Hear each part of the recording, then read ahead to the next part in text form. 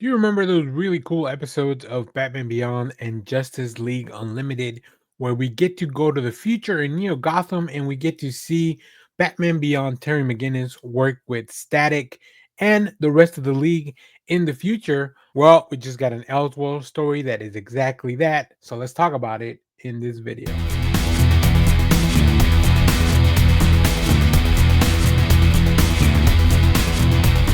Hello everyone, Dan here from the Next Issue Podcast. On today's video, we're going to be doing a review for Batman Static Beyond #1. This is a new book from DC Comics from their Elseworld storyline. Now, if you're not familiar, the Elseworld brand means that this is a completely alternate, completely like its own little thing.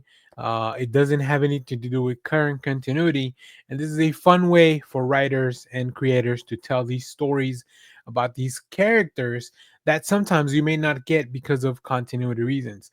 I was very much ecstatic, pun fully intended, about Batman Static Beyond #1.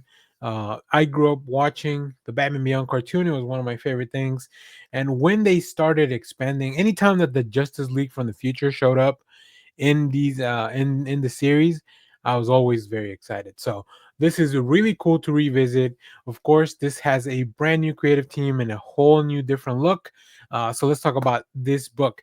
This is written by Evan Narcisse with art by Nicholas Draper Ivy, with colors by Will Quintana, letters by Wes Abbott.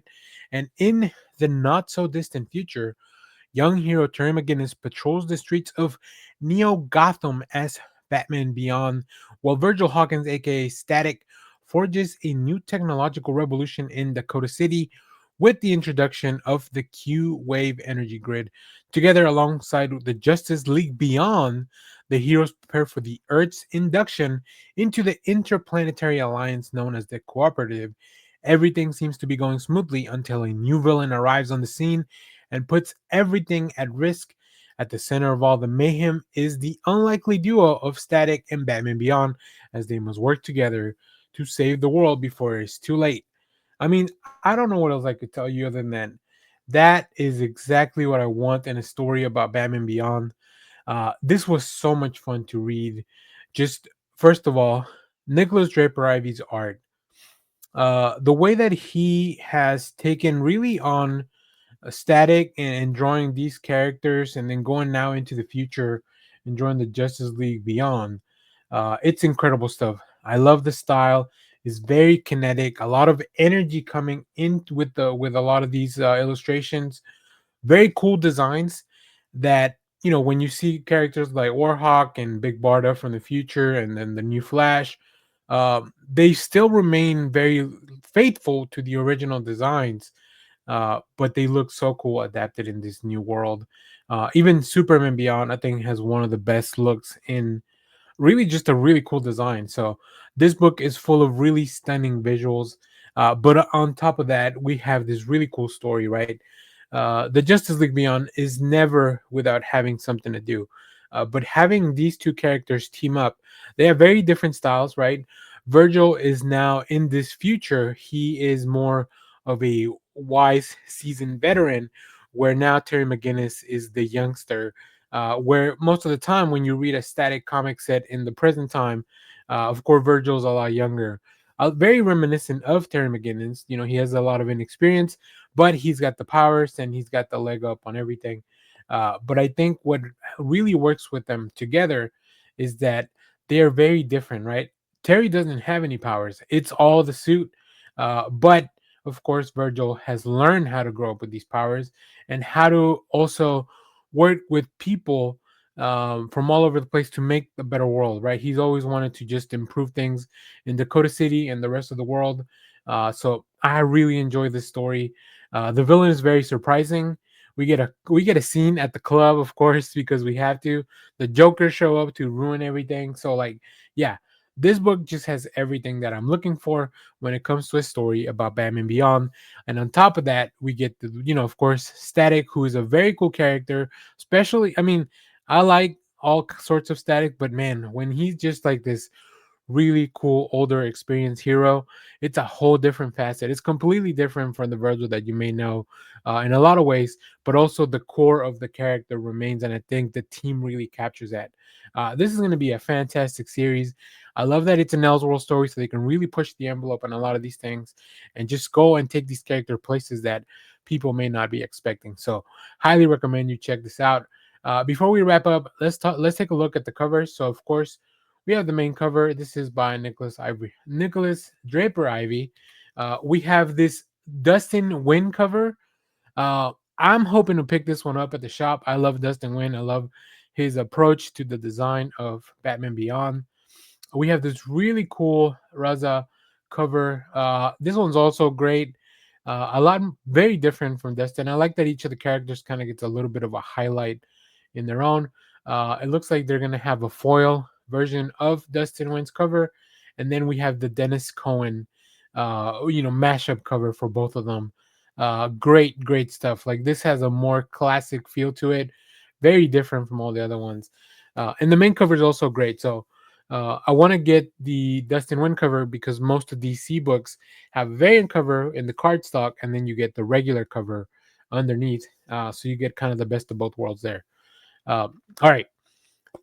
If you have read this book, let me know what you thought about it down in the comments. Let me know, did you watch the Batman Beyond series when it was coming out, or maybe later on in streaming services? What do you think? What's your favorite? Some of your favorite episodes? How do you feel about Virgil as Static Shock? Like, have you been keeping up with everything that Static's been doing in DC Comics lately? As always, thank you for watching, everyone. Remember to share, like, subscribe, hit the bell so you know when we go live. That is most Saturdays, 10 a.m. Central Standard Time. Stay tuned. We have more comic reviews, trailer reactions, TV recaps, all that fun stuff here in the channel. Thanks for watching, everyone. Bye bye.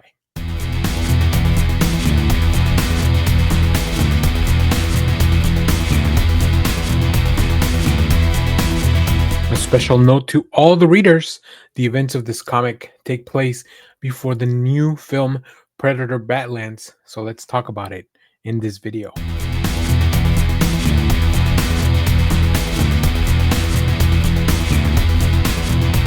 Hello, everyone. Dan here from the Next Issue Podcast. On today's video, I'll be doing a review for Predator Badlands #1. This is a new one shot tied into the film. I've seen the film. I really enjoyed it. So we get to. I was very excited to read this to get a little bit more information. This is written by Ethan Sachs with pencils by Elvin Ching, inks by Oren Jr., and colors by Juan Chavales with letters by Clayton Cowles. Main cover by Juan Ferreira. We'll see some other covers later on. As I mentioned, this is a comic book that takes place before the events of the film. So if you haven't seen the film, do not worry about it. The official prequel done in collaboration with director Dan Trachtenberg to the new eagerly anticipated film Predator Balance is here. I feel like this should have came out last week. A young Yautja warrior, Deck, who we know from the film, is giving a seemingly simple task by his father: retrieve a piece of technology from a derelict spaceship that crashed years ago. Inside, however, an ancient and deadly threat lies in wait. Now the predator will become the prey. Uh, you know what? Sometimes maybe they should become the prey. They have too much technology. If you're not familiar with Predator, the book does open with a little bit that I can give you a quick summary. The Yautja are sentient humanoid extraterrestrial species known for hunting other dangerous creatures for honor and sport. Capable of interstellar travel via starships, they come from planet with atmospheres similar to that of Earth's, but their technology advancements far outstrips that of humans. Using a combination of advanced technology, including cloaking systems and plasma cannons, and basic weapons such as spears, blades, and nets, the Yautja traditionally claim a trophy from their prey. It takes a remarkable opponent to outmatch the predator. Um, I gotta say, this book is really fun. The vibes are really there as far as like this is just a really cool, fun one-shot adventure of this. You can feel that there's a little bit of involvement of like keeping things in line and in tone. There's a lot of themes here that are reflected in the film as well, including the relationship between the siblings, the predator siblings. And then, of course, the need to hunt, the continued need to prove themselves to their clan, to themselves, to each other. The fact that they do this all, they feel like they have to do all this alone. I think Ethan Sachs really captures the tone of that, really captures the ideas that are portrayed in the film as well, and just kind of carries them in a very natural way to what would be a prequel story for that. I really think that they did a really good job bringing all this to life. I think the art team really nails the aesthetic of what the Predators. There's a few moments that take me out of the story, and I think it's just because the coloring of the book has such a different look and aesthetic. The cover itself, the main cover, that one feels a little bit closer to the aesthetic from the film, at least the color palette. So I think some of the choices made in the interior of the book changed that a little bit. And because I have seen the film, and like I said, this is a prequel comic, so it doesn't even take place in the same place as the film. But I think it gives us a really interesting opponent. I love that the lettering has the dialogue for the Predators in black, or for the Yautja, because they are really, they're not understood, right? Their dialogue sometimes is not understood by all species. It's really fun. And then, of course, there's some twists and turns, some machinery, a few opponents that Deg has to kind of get through to try to gain the approval of his father, to the approval of his clan, and prove himself a worthy opponent and a predator.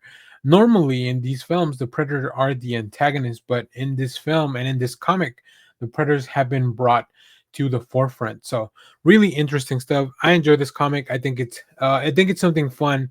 If you like the movie and you want a little bit more, this will definitely satiate that need. And if you're getting ready for the movie and you kind of want to get in the mood, this will also help with that. So you can watch it before, you can watch it after. I read this book after watching the film, just because of the timing of the release. But if you're not there yet, you can read this as you get through the previews before the movie starts. Yeah, it's really fun. I love that 20th Century has their own little spot over at Marvel Comics where they can do stuff like this. There's a lot of really cool Predator comics. They've kind of been going through the Marvel universe, facing off against different characters, and now even against the whole universe. So that's really fun. And then, of course, if you're an Alien fan, they also have that stuff covered, right?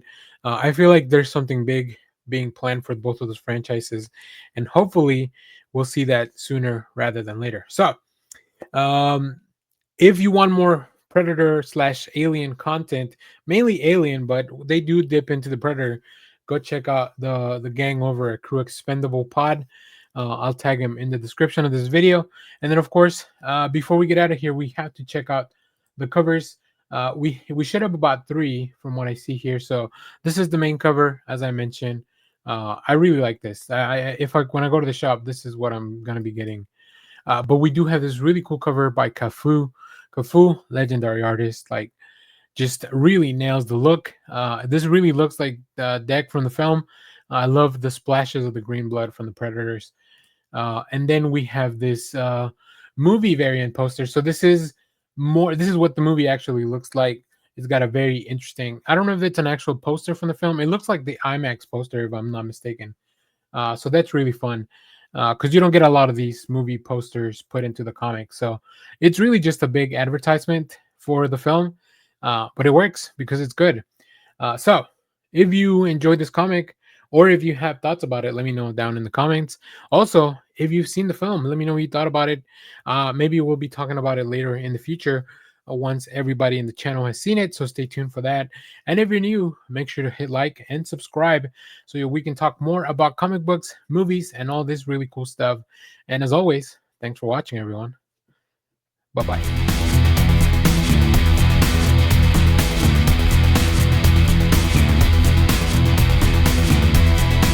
What if I told you that this book is Poison Ivy in her own fairy tale world? Let's talk about that in this video.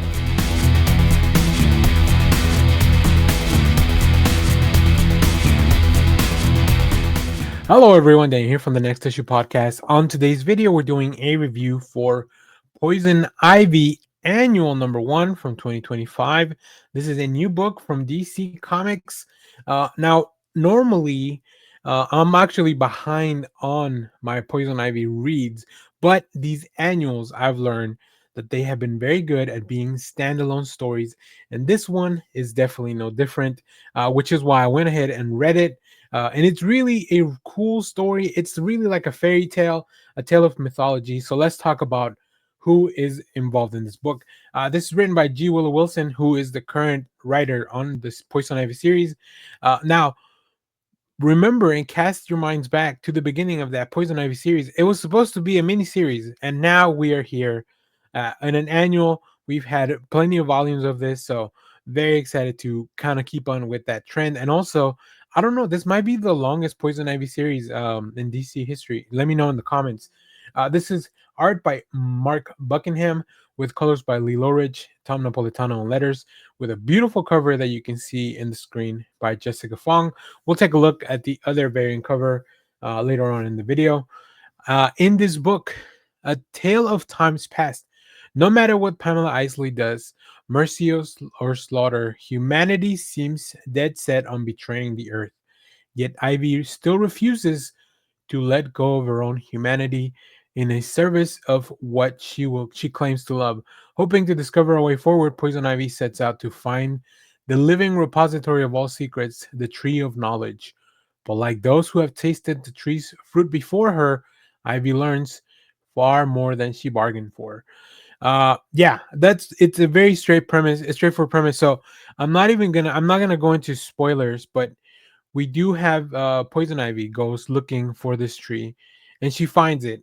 But that's really not the crux of the book. The crux of the book is what she learns from tasting the fruit, and it really just it's all told in this very interesting fairy tale type of kind of style. I think that's why Mark Buckingham is the perfect artist for this, because his art is very reminiscent of like these illustrations from fairy tales.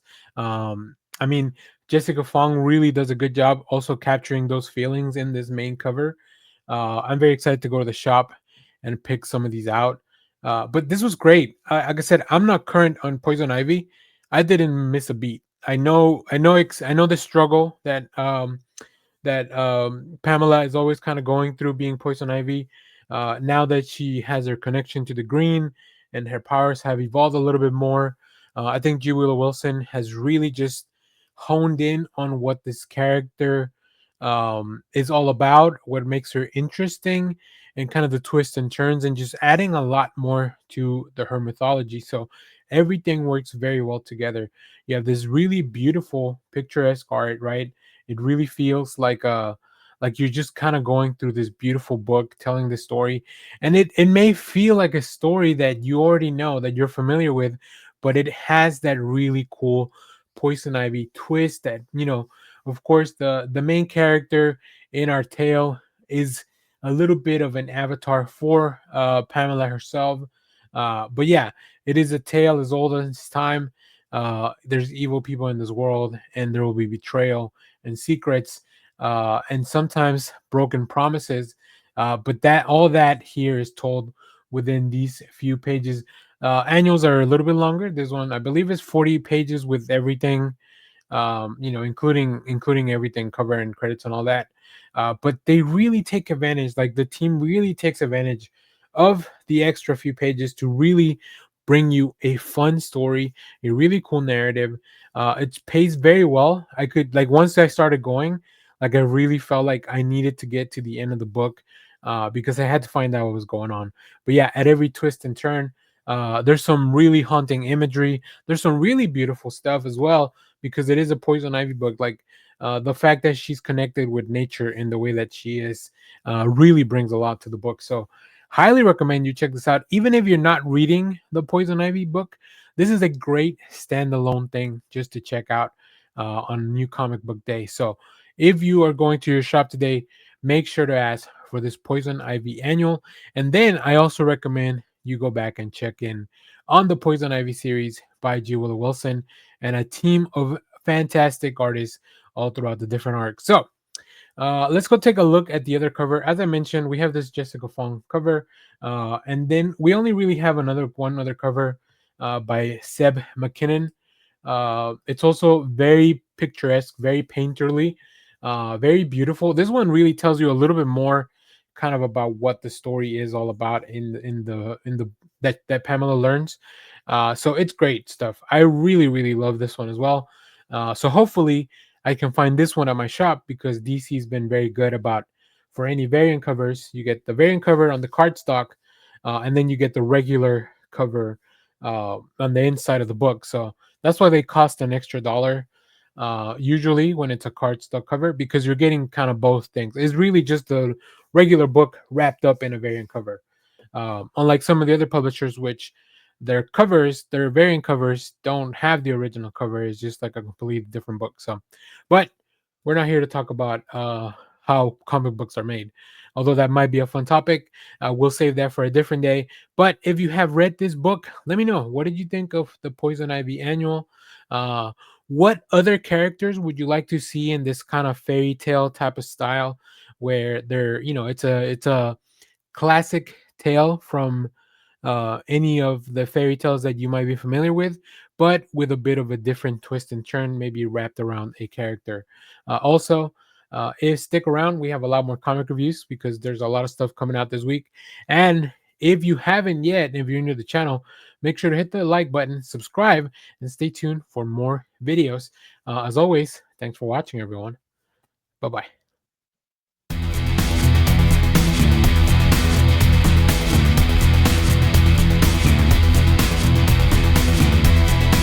We have Gargoyles and the Fantastic Four doing one more crossover, this time from Dynamite Comics. Let's talk about that in this video.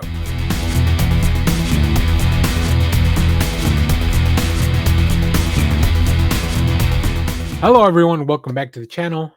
If you're new here, I'm Daniel from the Next Issue Podcast. And in this channel, we are all about deep diving into comic books, movies, television, and we always have a critical eye. And today, we have a very exciting crossover and an advanced review for Gargoyles Fantastic Four #1. That's right, the Stone Guardians of the Night meet Marvel's first family one more time. So let's jump into this one. This book really is a lot of fun. The emphasis on family, the way these two mythologies expand and reflect on each other. There's a lot of stylized, dynamic art.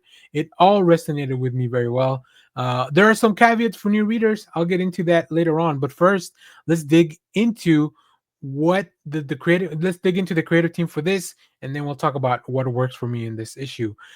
This is written by writer Greg Weisman, who is the creator behind Gargoyles and also wrote the Marvel side of this crossover. We have George Cambadias on art, crafting the visuals here, giving the Gargoyles their grit, and the Fantastic Four that sweeping movement of the family.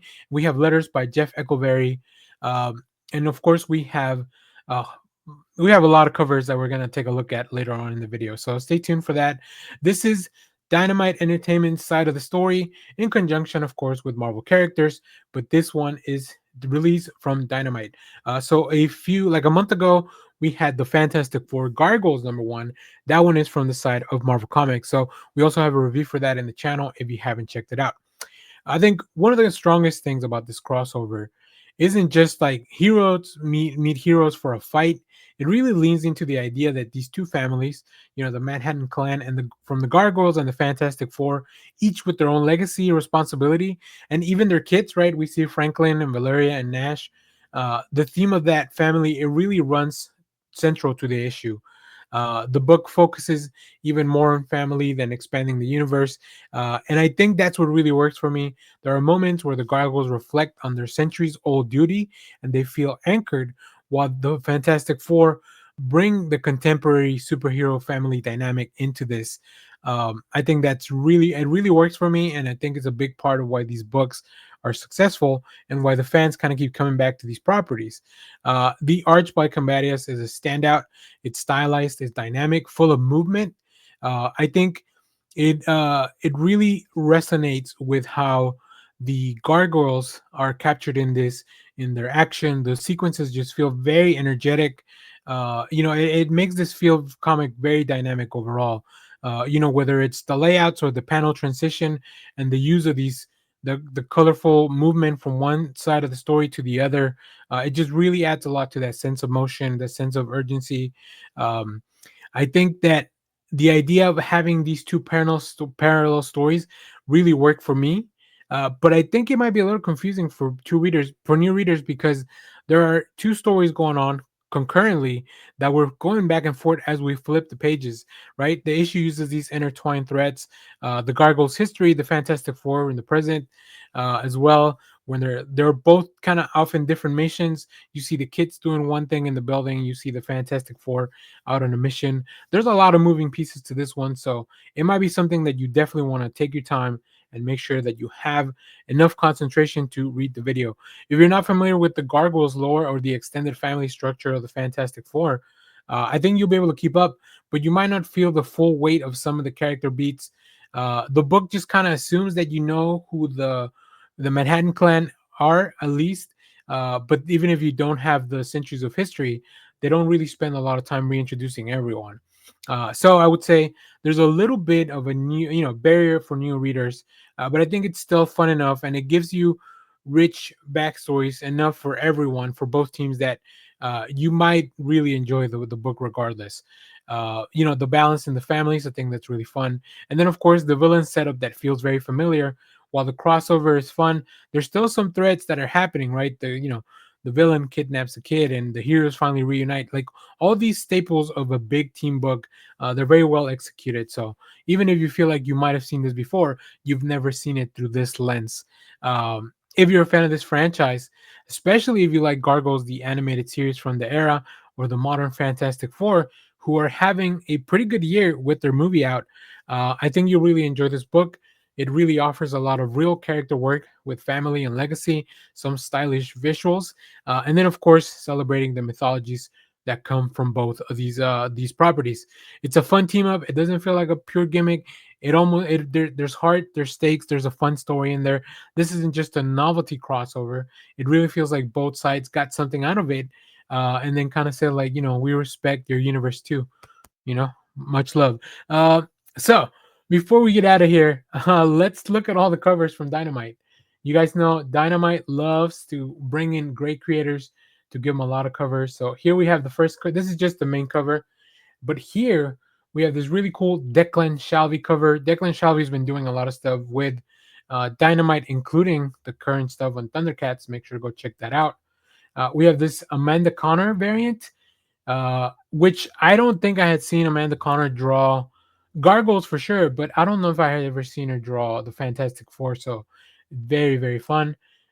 We have this Mark Bagley, like classic art, Mark Bagley, classic Spider-Man artist. So very cool to see him do this. We have this Nicoletta Baldari, a very different look, just a very different tone from everything else we've seen. So that really is a lot of fun though, because it's a different look at these properties. We have a blank cover, of course, so you can get your own commission sketch. We have this Lucio Parrillo original variant, but this is, of course, the Virgin variant, but this is also the main cover. And then we have Amanda Connor again, and then we are back to our main cover by Parrillo. So there you have it. If you enjoyed this book, I would give this a very high score. I don't do like a number score, but I would definitely recommend you check this out. It's only a one shot, and you can really get in, get out, and get as much of the story as you want. If there are no next issues for this is a one shot. But I think we could be looking at some really fun crossovers coming maybe in the future from these companies, just because I think this one was a success. If you enjoyed this review, go ahead and smash that like button, subscribe if you're new, and hit the bell for more notifications, because we do a lot of really cool stuff, including a lot more reviews, our live streams on the weekend, and I got plenty of more comic reviews coming. But let me know in the comments, which side of the crossover did you enjoy more? The stuff with the kids, the stuff with everybody on their mission. If you picked up the issue, what was your favorite panel or family moment? And what crossover would you like to see next? Would you like to see the Gargoyles team up with somebody else from Marvel, maybe the X-Men or the Transformers, maybe, now that they have their own universe going on? So thank you for watching. I'll catch you in the next one. And of course, make sure to check out all this other stuff. Bye-bye.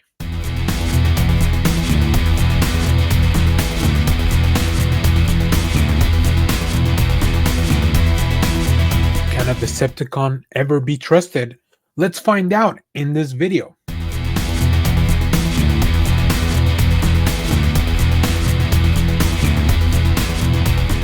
Hello, everyone. Dan here from the Next Issue Podcast. On today's video, we'll be doing a review for Transformers number 26. This is a new book from Image Skybound, part of the Energon universe, the second issue of the new creative team on the series. Not a relaunch, just a new creative team on the series. This is written by Robert Kirkman with art by Dan Mora, Mike Spicer on colors, letters by Rose Wooten, and another super dope cover by David Nakayama. You can see right here next to me. In this issue, Robert Kirkman and Dan Moore's shakeup of the Energon universe continues. Optimus Prime betrayed. The Autobots' newest hope may turn out to be their downfall. The most shocking Transformers storyline continues here. Yeah, there's a lot to get through here. I will say I'll go a little bit more into detail as to what happened in the specific issue. I'll give you a little bit of a spoiler warning there. But in this issue, Robert Kirkman starts giving us a few questions. Can the Decepticons ever change or be trusted? Is the ingrained feud that there is between Autobots and Decepticons, is that something that they can even ever overcome? Also, what are Megatron's plans and machinations? We also have a lot happening in Cybertron, especially after the last page reveal from the issue 25. So many moving pieces here, and of course, Optimus Prime continues to just try to do his best. I think that's something that Robert Kirkman and Daniel Warren Johnson really captured in both their iterations of the writing. Um, there are things that Optimus Prime is a flawed hero in this, and most of the Transformers are. Now, I will say there's a lot of people here. There's a lot, like, we have some main characters here, like Optimus Prime, Skywarp, Thundercracker, Wheeljack, RC. Of course, we have Carly. We have Alita One over in Cybertron. We have Lawrence Flagg, who has just shown up. We saw Miles Mayhem being introduced. Of course, Spike still around. Ultra Magnus. It is very hard to keep up, and I really appreciate that the creative team behind this is doing their best to kind of juggle all the characters, give everyone a little bit of space to shine. Dan Moore's art continues to be stellar. I already love Moore's art in superhero work, but the stuff that he's doing here, Transformers, is it's such a different book, such a different vibe, right? In order to make these are all these characters are big, they're blocky. So in order to make them feel dynamic and sleek, it really takes a special type of artist. This is very different from the art that we got in the first 24 issues. Dan Moore's work is a little bit more clean, more refined, and I don't mean that Daniel Warren Johnson and Jorge Corona and Howard were doing a specific type of thing, but this feels different. Which I love both styles, right? I think they both really work. But yeah, Dan Mora just super straight lines, especially even when they're fighting, even though when there's a lot of motion going on. We also wonder a lot about Flag's machinations, right? But in this issue, Optimus is tasked with maybe helping out a former foe, and then what the consequences of that will be. In the meanwhile, we do check in on Cybertron because Elita One is not very happy about everything. And then finally, we take a look at Megatron as he receives maybe a message or some kind of stroke of, I don't know what it is really. It's very ambiguous what happens all the way towards the end, but there's a lot happening here. I think being seeing this of two warriors from opposing sides, but everybody still Cybertronian, like, that's really interesting. There's a lot of really cool dialogue here, a lot to juggle. I think that there's this really interesting theme of like Autobots being inferior to Decepticons. Yeah, it's just really interesting. I think that there's a lot of people that are very excited for this, and I'm very excited for this as well. Um, but yeah, this is very dense for an issue where for a title that is full of Transformers that started from just like, toys that were being sold to kids. The fact that this has really kind of aged up and become like this really cool material is so interesting to read. So I'm very excited for this, and I'm very hopeful to see where the story goes. I think Robert Kirkman and Dan Mora are going to be a force to be reckoned in this iteration of Transformers. So all right, let's go take a look at the covers because, of course, if it's a Transformers book, we're going to get a bunch of covers. The first one, of course, as I mentioned, the main cover by David Nakayama. We have this really cool 616 comics exclusive by Marco Turini. This is a foil version, so we'll probably see another one with the trade dress, or this one with the white background, which is pretty much the same by Turini. This one's really cool by John Yang for big time collectibles, and of course, and also for Singapore Comic Con 2025. That's very exciting stuff. We have a Jin Kin variant for comic case. I really like this. I like that there's so many characters that you can just kind of choose from. And if your favorite hasn't been brought to the spotlight, just wait. There's a variant out there for everyone. Daniel Warren Johnson still doing covers for this. Really, really cool stuff. I love Transformers when they're carrying a sword. That's just something that's very cool. We have Jorge Corona as well, still doing art. Alita One, especially like showing that the change of tone in Alita One is incredible stuff here. Nail in Kale New with the 1 in 25 ratio cover. This might be a connected cover. I'm wondering, just because of the way that it sticks out. We have the Dan Mora 1 in 50 variant, with which almost looks like a trading card. Very cool. And then we're back to our main David Nakayama cover. So yeah, this book is great. I love Transformers. I love everything they're doing. I'll keep diving into these individual issues and then maybe do like a larger video to recap a whole arc as things happen, or when something major happens. Maybe there's a I'm not caught up on GI Joe, so I'm trying to catch up on that because I feel like the crossover's finally coming. I need to catch up on Void Rivals as well. So let me know. Are you reading everything in the Energon universe? How do you like this new Transformers era? And of course, leave any comments about this issue. As always, thank you for watching, everyone. Remember to share, like, subscribe, hit the bell so you know when we go live. That is most Saturdays, 10 a.m. Central Standard Time. Sundays, we have our comic book show. We have a lot of really cool stuff on the channel, so make sure to hit the like, subscribe, and all that good stuff. Thanks for watching, everyone. Bye bye.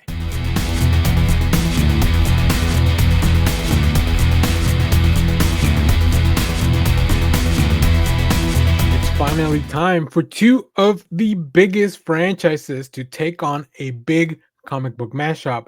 This is going to be Turtles and Godzilla. So let's talk about it in this video.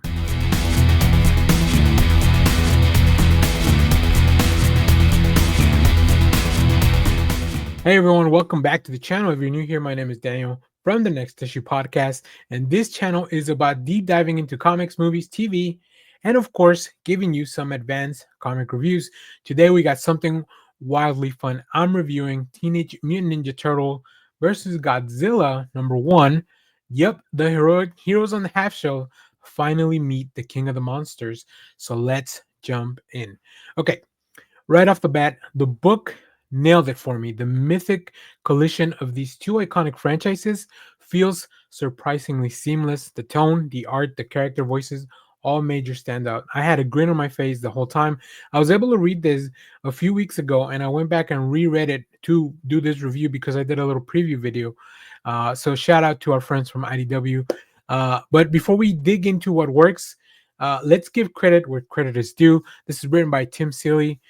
He brings a big fan-sensitive, affection-filled script that knows what the Turtles, and Godzilla fandoms are looking for. Also, we have artist Pharaoh Pe, who leans into a lot of the nostalgic animated show vibes while integrating the kaiju scale pretty seamlessly into the story. We have colors by Luis Antonio Delgado, delivering a high-energy color palette, and letters by Brian Kolek, who really helps with a lot of the sounds and feels in the moment as we kind of go through the story. So, one of the strongest aspects of this for me, the way the script acknowledges the legacies of both franchises while creating this kind of like hybrid world that feels logical in premise. Seeley doesn't just drop the Turtles and Godzilla together for spectacle. There's a reason behind the collision, and the Foot Clan's deep roots with kaiju throwback mythology are a big part of it. I think that there are moments where the ancient kaiju lore just meets this ninja mythos. It clicks in a way that really laughs at how many crossovers don't really manage this level of cohesion, right? I think it's very much seamlessly natural. It almost feels like it was always there.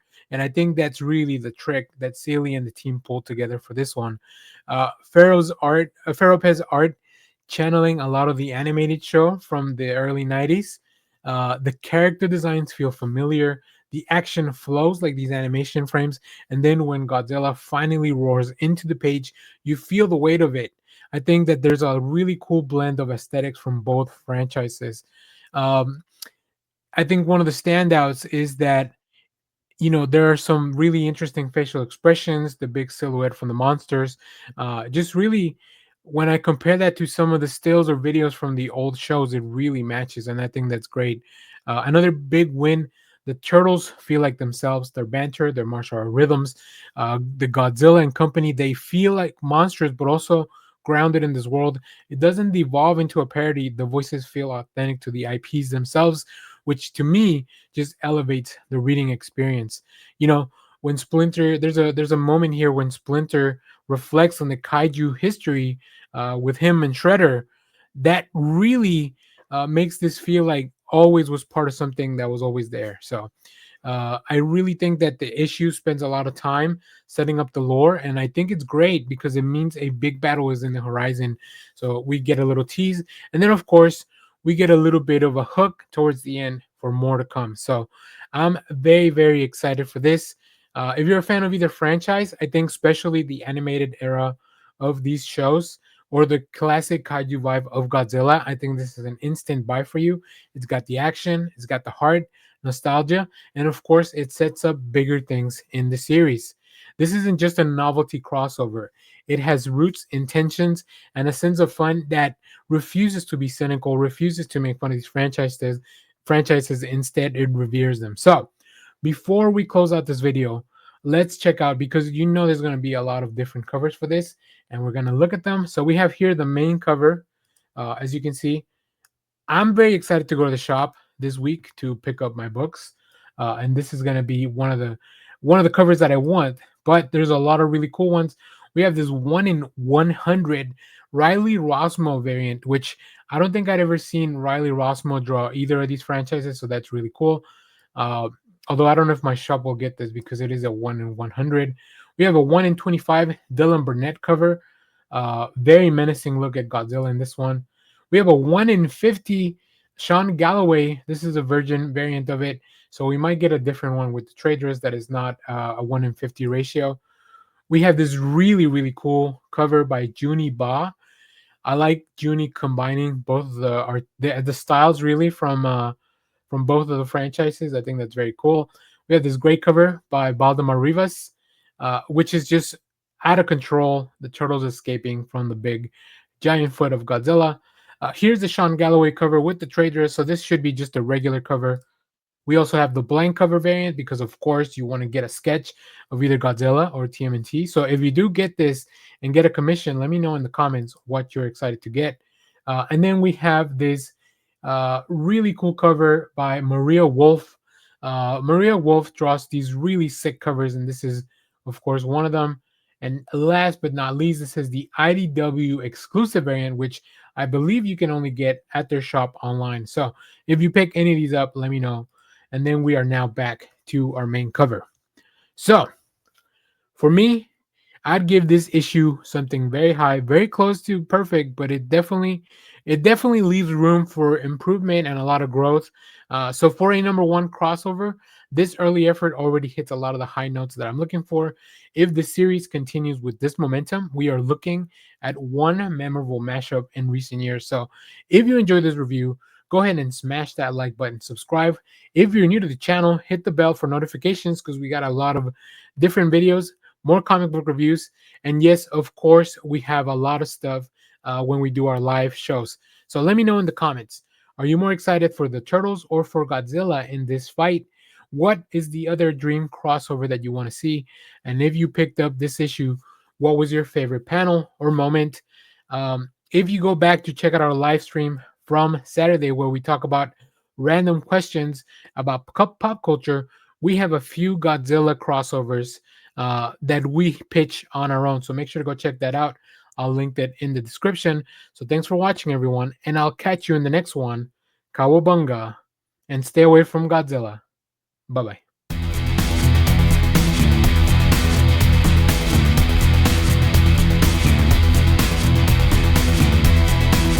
Gotham is not just on fire, it's been burning for years. Let's talk about that in this video.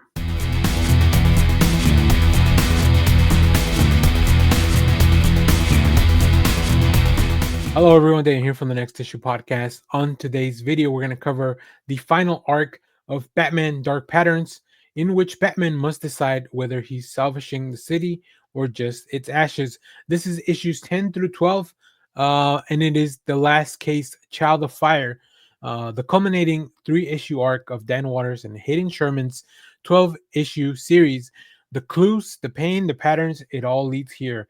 Every mystery, every massacre, every scar carved into the city's underbelly converges now in this the last few issues.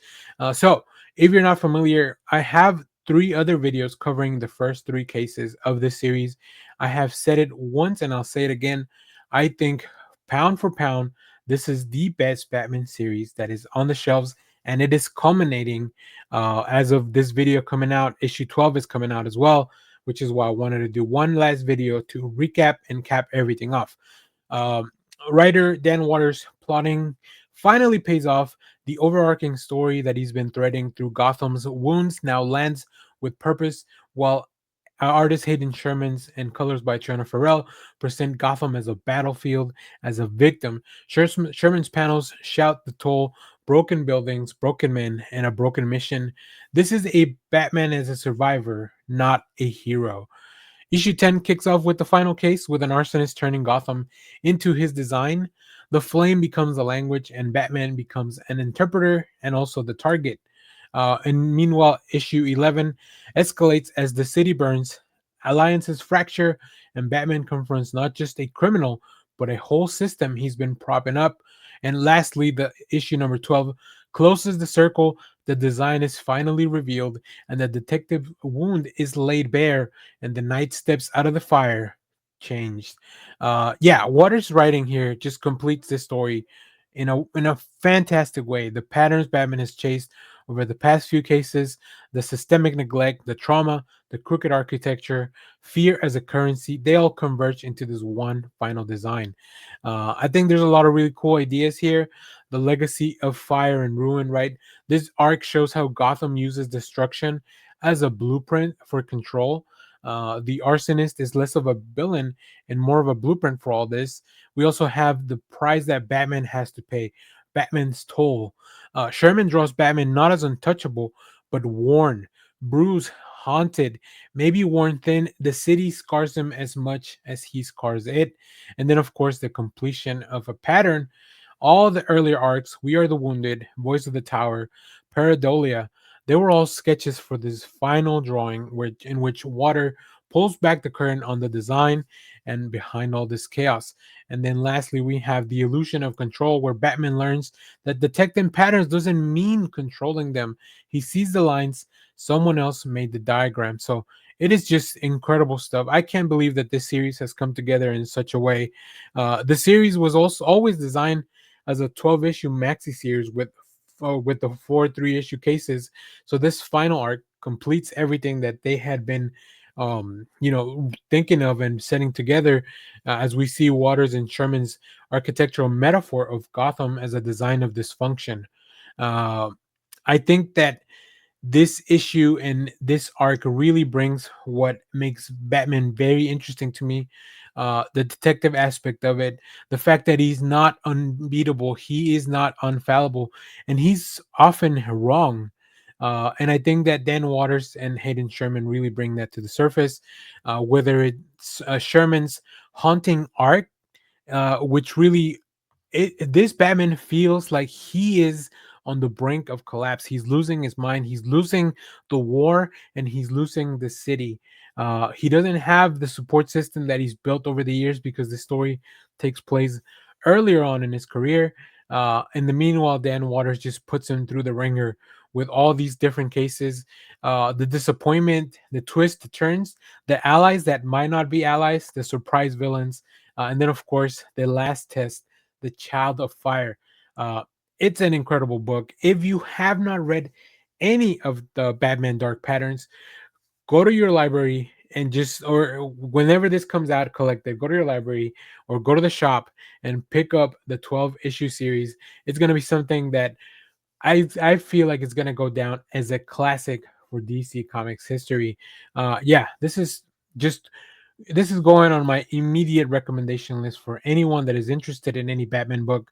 Not only because it's a very well told, very well architecture story, but because Hayden Sherman's art is really on a whole other level. I think he's doing some of the best work of his career, and this is not even including the stuff that he's doing over at Absolute Wonder Woman. So yeah, if you want a story that is gritty, that is dark, that makes you think, that makes you question, that even, is Batman in the right at any point, this is the one you want to check out.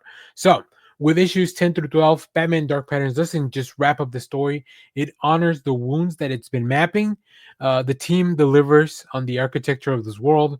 In the meanwhile, Sherman shows the fractures, that Gotham is a battlefield. Batman is now this war torn soldier, and this series gives him a reckoning that he's earned. If you follow from the start or just arriving now, this arc is your destination. The design is complete. The detective has stepped out of the shadows. Now, I want to throw it back to you. Did this arc change how you view Batman or the series overall? Drop a comment on which pattern in Gotham do you think still remains. If you're a fan of detective driven, psychological, sharp Batman stories, make sure to hit like and help more readers like you find this run, find this series of Batman. And if you're new here, make sure to go check out the previous videos for the other arcs in this series and subscribe for more comic reviews every week. We'll take a look at some more stuff, including maybe a look back at Dark Patterns and how everything lines up. So thanks for watching, and make sure to go to your comic shop and pick this up as soon as you can. As always, thank you very much,